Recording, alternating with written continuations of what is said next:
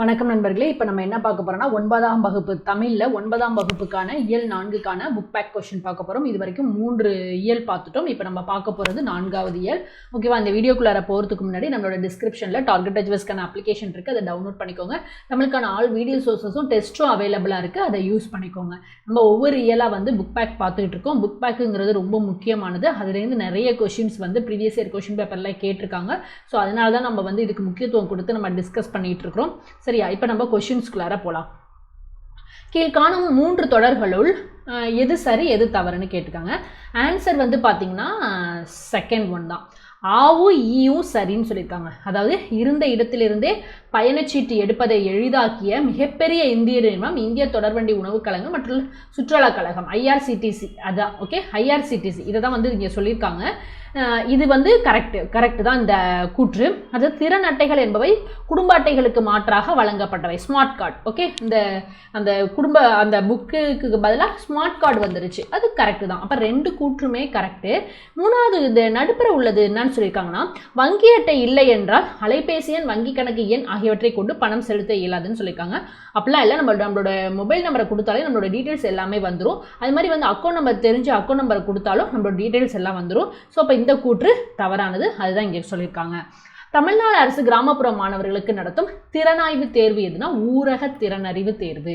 ஓகேவா? தமிழ்நாடு அரசு கிராமப்புற மாணவர்களுக்கு திறனாய்வு தேர்வு நடத்துது. அதற்கு பேர் என்னன்னா ஊரக திறனறிவு தேர்வு. ஒன்றறிவே உற்றறிவே இரண்டறிவே அதனோடு நாவே. அதனோடு அப்படிங்கிறது என்னன்னா தொடு உணர்வை சொல்லக்கூடியது. பாருங்க, இது ரிலேட்டடா இங்க இருக்குது, இங்க பார்க்கலாம். நம்ம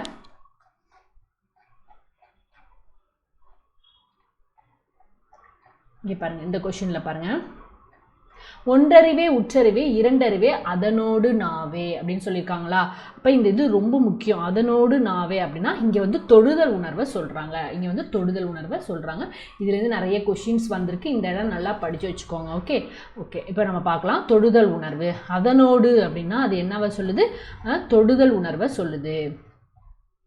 ஓகே, அடுத்தது அறிவியல் வாகனத்தில் நிறுத்தப்படுவேன், எல்லா கோள்களிலும் ஏற்றப்படுவேன், இளையவர் கூட்டம் என்னை ஏந்தி நடப்பர். நான் யார் அப்படின்னா தமிழ். ஓகேவா? நான் யார்னா தமிழ். பின்வரும் தொடர்களை படித்து நான் யார் என்று கண்டுபிடிக்க. அறிவியல் வாகனத்தில் நிறுத்தப்படுவேன், எல்லா கோள்களிலும் ஏற்றப்படுவேன், இளையவர் கூட்டம் என்னை ஏந்தி நடப்பர் அப்படிங்கிறது இதுக்கு ஆன்சர் தமிழ். ஓகே, விடை வரிசை இது தேர்க. இதுக்கு என்ன ஆன்சர்னா, இது செயற்கைக்கோள் ஏவு ஊர்தியின் செயல்பாட்டை முன்கூட்டியே கணிக்கும். எதுனா சித்தாரா. சித்தாரா என்பது செயற்கைக்கோள் ஏவு ஊர்தியின் செயல்பாட்டை முன்னாடியே கணிச்சிரும். இது கடல் பயணத்துக்காக உருவாக்கப்பட்ட செயலி. என்னன்னா நேவிக்ங்கிறது ஒரு ஆப். ஓகே, நேவிக்ங்கிறது ஒரு ஆப்பு. இது என்ன பண்ணுன்னா கடல் பயணத்துக்காக உருவாக்கப்பட்ட ஒரு செயலி அப்படின்னு சொல்லியிருக்காங்க. So answer Sithara Navik. Okay okay, அடுத்தது பார்க்கலாம். ஓகே, இப்போ பாருங்க, இதில் பிறமொழி சொற்களுக்கு நிகரான தமிழ் சொற்கள் கேட்டிருக்காங்க. கண்டிப்பாக இதுலேருந்து கொஷின்ஸ் வரும். ஸோ இந்த பேராகிராஃப்லேருந்து நம்ம என்ன பண்ணணும்னா தமிழ் சொற்கள் ஓகே, இந்த பேராகிராஃப்லேருந்து நம்ம என்ன பண்ண போகிறோம்னா தமிழ் சொற்கள் கண்டுபிடிக்கணும். ஓகே, பார்க்கலாம் என்னென்ன தமிழ் சொற்கள் இருக்குது அப்படின்னா, இங்கே பாருங்கள், ரொம்ப வீக்கு அப்படின்னு சொல்லியிருக்காங்களா? ரொம்ப வீக்கு. இங்கே நான் இங்கே சைடில் எழுதுகிறேன், நோட் பண்ணிக்கோங்க.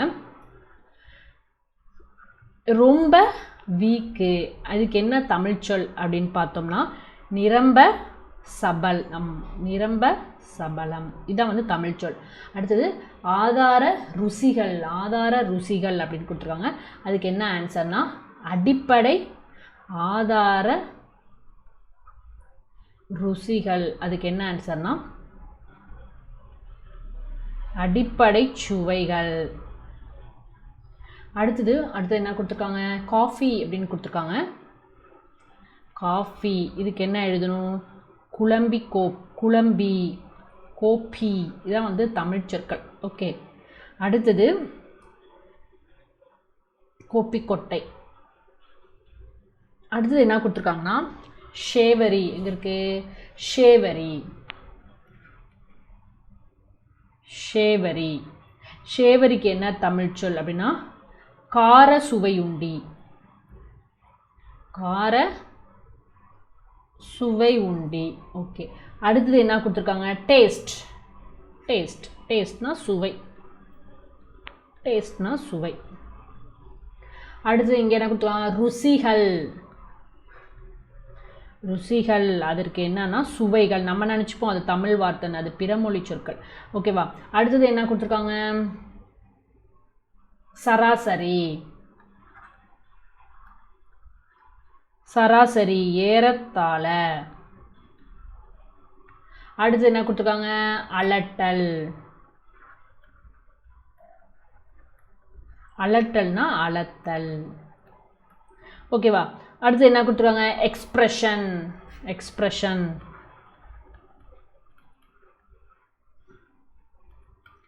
விளைவுகள். எக்ஸ்பிரஷன்னா விளைவுகள். அடுத்தது வாசனை. இங்கே நோட் பண்ணுறேன். வாசனை. வாசனைனா நறுமணம். ஓகே. அடுத்தது பாதாம் அல்வா.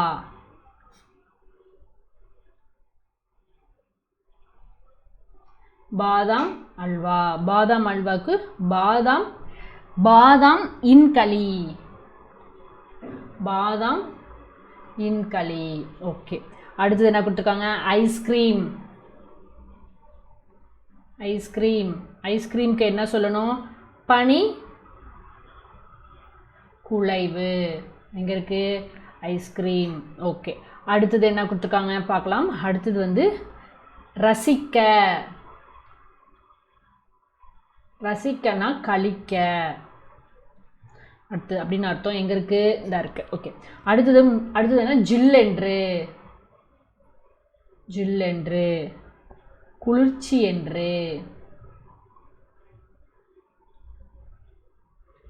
ஜில்லென்று குளிர்ச்சி என்று. கற்பூர வாசனை. கற்பூர வாசனை. இதுக்கு என்ன வரும்? எங்க இருக்கு கற்பூர வாசனை? கற்பூர வாசனை. இதுக்கு என்ன அர்த்தம்? சூட நறுமணம். ஓகே. அடுத்தது என்ன சொல்லியிருக்காங்க? பெப்பர்மின்ட் வாசனை.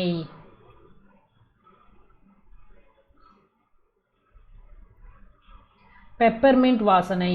புத்துணர்ச்சியுடன் முட்டாய்கள். புத்துணர்ச்சி உள்ள முட்டாய்கள். புத்துணர்ச்சி உள்ள மிட்டாய்கள். ஓகே. அடுத்து என்ன சொல்லியிருக்காங்க? மஸ்க் அரபுசெக் சென்ட். எங்கே இருக்கு? மஸ்க் என்னும் அரபுசெக் சென்ட். இதுக்கு என்ன அர்த்தம்னா இங்கே டைரெக்டாக எழுதிடுறேன். ஆண்மானிலிருந்து எடுக்கப்பட்ட. ஆண்மானிலிருந்து எடுக்கப்பட்ட வாசனை திரவியம். ஆண்மானிலிருந்து எடுக்கப்பட்ட வாசனை திரவியம். ஈத்தர். ஈத்தர்.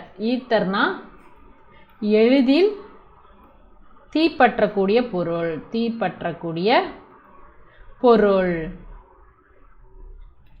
பெட்ரோல் வாசனை. எங்க இருக்கு? பெட்ரோல் வாசனை. பெட்ரோல் வாசனைக்கு என்னன்னா கல்நெய். அடுத்தது அமில வாசனை. அமில வாசனை. ஓகேவா? அமில வாசனை. காடிப்புளியம்.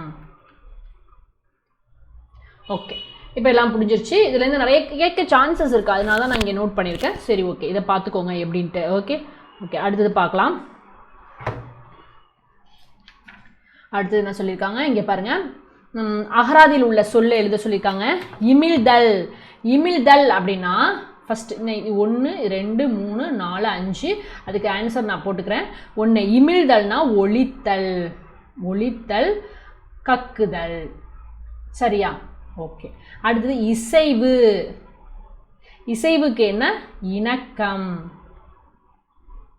சம்மதி. சம்மதிக்கிறது அதை சொல்கிறாங்க. துவனம். துவனத்துக்கு வந்து அக்கினி நெருப்பு.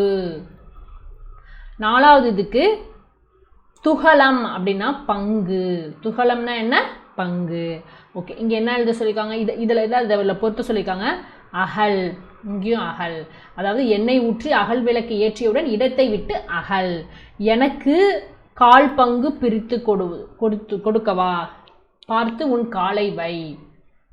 கைப்பொருளை கடல் அலையில் தொலைத்துவிட்டு கரையில் தேடி அலைந்தால் கிடைக்குமா? வீட்டு விலங்கு ஆன நாயுடன் விளையாடுவது மகிழ்ச்சி தரும். வெயில் அதனை கழுத்து விலங்குடன் பிடித்து செல்ல வேண்டும். எழுத்தாணியை எழுதி கொண்டு ஏவுகணையில் எழுதி எல்லா கோளிலும் ஏற்றுங்கள். ஓகேவா? ஓகே, அடுத்தது பாருங்க. அவ்வளோதான், இது முடிஞ்சிருச்சு. இயல் 4க்கான புக் பேக் கொஷின் நம்ம எல்லாமே பார்த்துட்டோம் ஓரளவு. ஓகேவா? எல்லாமே இம்பார்ட்டன்ட் தான், ஸ்கிப் பண்ணாமல் பாருங்கள். இதில் எதுவும் டவுட் இருந்துச்சுன்னா கீழே கமெண்ட் பண்ணுங்கள். அடுத்த வீடியோவில் 9ஆம் வகுப்புக்கான இயல் 5 நம்ம பார்க்கலாம். தேங்க்யூ.